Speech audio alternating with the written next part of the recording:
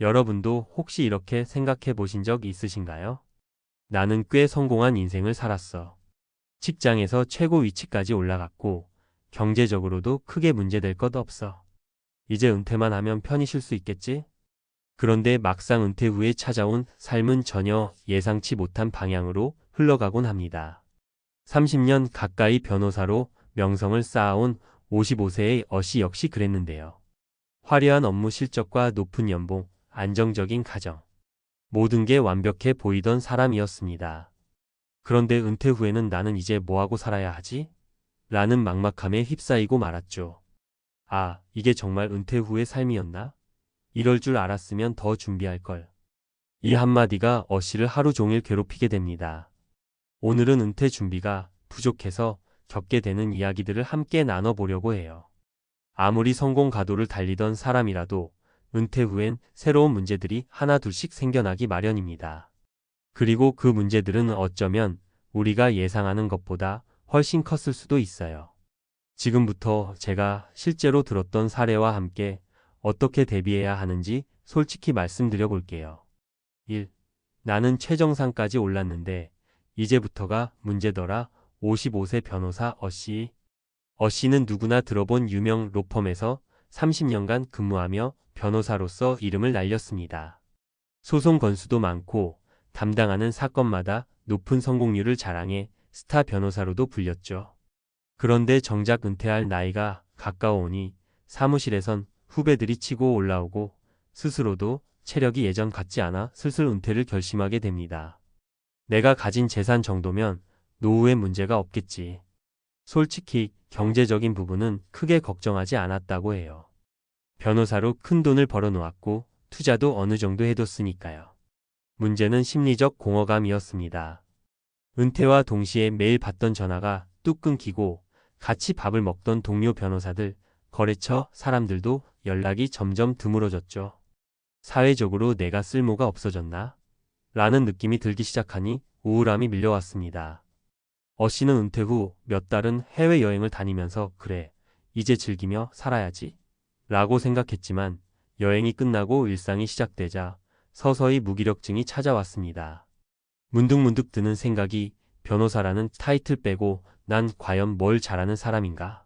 나는 아무 쓸모가 없는 존재가 된 거 아닌가? 였다고 해요. 정말 무서운 순간이었겠죠. 결국 어씨는 이렇게 살다간 정말 아무것도 못하겠구나 싶어서 지인들과 함께 봉사활동을 시작했습니다.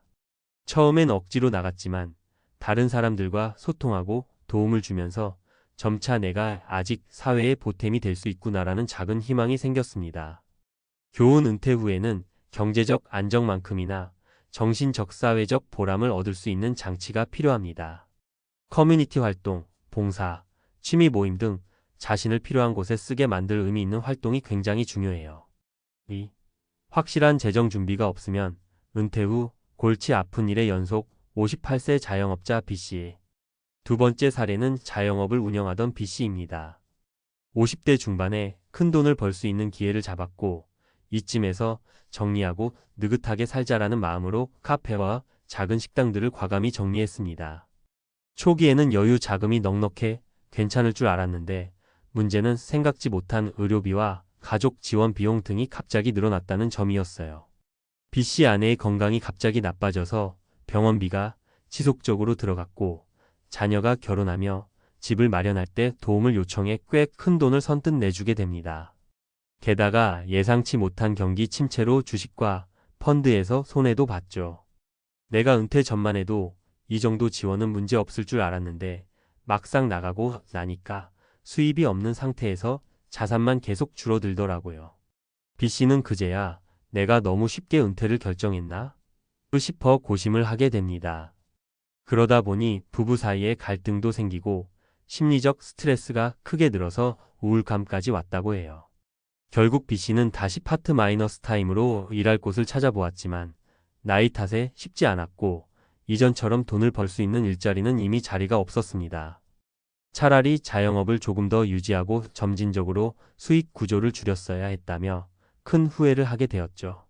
교훈 은퇴 후의 재정 상황은 적당하겠지 정도가 아니라 매우 구체적으로 대비해야 합니다. 당장 내가 건강하더라도 배우자나 가족의 의료비 혹은 생활 지원에 대비해야 하고 투자 손실 가능성도 현실적으로 고려해야 합니다. 내가 현역일 때처럼 계속 돈을 벌 수 없다는 사실을 받아들이고 재정적 시뮬레이션을 꼼꼼히 해봐야 해요. 3. 슬슬 모임에서 소외되는 기분. 내게도 그런 순간이 오더라. 56세 공무원 CC. 마지막으로 공무원 출신의 CC 이야기입니다. CC는 공무원은 정년이 보장되고 연금도 있으니까 나중에 편하겠지? 라며 꽤 안심했던 편이죠. 게다가 직장에서 은퇴 후에도 동료들과 자주 만나며 지낼 줄 알았다고 합니다. 근데 막상 퇴직하고 보니 후배들이나 동료들과의 접점이 점차 사라져갔습니다. 공무원 조직 특성상 현역일 때는 같이 식사하고 회식하는 일이 잦았는데 막상 퇴직을 하니 자연스럽게 소속감이 끊겨버리더라는 겁니다. 만나도 대화 주제가 맞지 않고 별다른 배려를 받기도 어렵죠. 더군다나 CC는 가족과도 평소에 대화가 많지 않았다고 해요. 매일 야근, 주말 출근으로 가족과 보내는 시간이 부족했던 터라 정작 집에만 있으면 어색함이 먼저 찾아온 겁니다. 집에서도 나는 조용하고 예전 동료들도 나를 안 찾고 이게 은퇴라는 건가? CC는 점점 혼자 있는 시간이 늘어나면서 우울해졌고 심지어 내가 할 수 있는 게 아무것도 없네라는 무기력증이 생겼습니다. 이 상태가 오래가면 몸 건강에도 해롭죠. 결국 CC는 체중이 급격히 늘고 운동 부족으로 혈압까지 오르기 시작했습니다. 그래서 마음을 고쳐먹고 근처 체육센터에서 요가, 수영 강습을 등록해봤더니 다양한 사람들과 교류하면서 사회에는 아직도 내가 만날 수 있는 사람들이 많구나라는 걸 깨달았습니다. 운동을 꾸준히 하면서 건강도 챙기고 자연스럽게 대화 상대도 늘어나니 정신적으로도 안정을 찾게 되었죠. 교훈 은퇴 후에는 소속감과 관계 맺기가 정말 중요합니다. 우리 인간은 사회적 동물이라서 함께 어울리는 사람과 집단이 꼭 필요해요. 직장 동료 대신 새로운 모임이나 커뮤니티, 운동 동호회 같은 곳에 적극적으로 참여해보는 게 좋습니다. 은퇴 후 삶 어떻게 준비하면 좋을까? 재정 준비는 최악의 시나리오까지 고려. 의료비나 가족 지원, 혹은 예기치 못한 투자, 손실 등을 포함해서 정말 꼼꼼하게 계산해 봐야 합니다. 연금이 있더라도 생활비가 얼마나 들지 시뮬레이션을 해보세요. 새로운 활동 앤드 취미 찾기. 직장인 시절에 느끼지 못한 재미를 발견할 기회가 있습니다. 봉사, 취미 동호회, 지역 커뮤니티, 심지어 유튜브 시작도 좋습니다. 중요한 건 정기적으로 사람들과 만나고 가치 있는 일을 하는 것이에요. 가족과의 관계 재정립. 은퇴 후에는 하루 종일 집에 있는 시간이 늘어나면서 오히려 갈등이 생길 수 있습니다.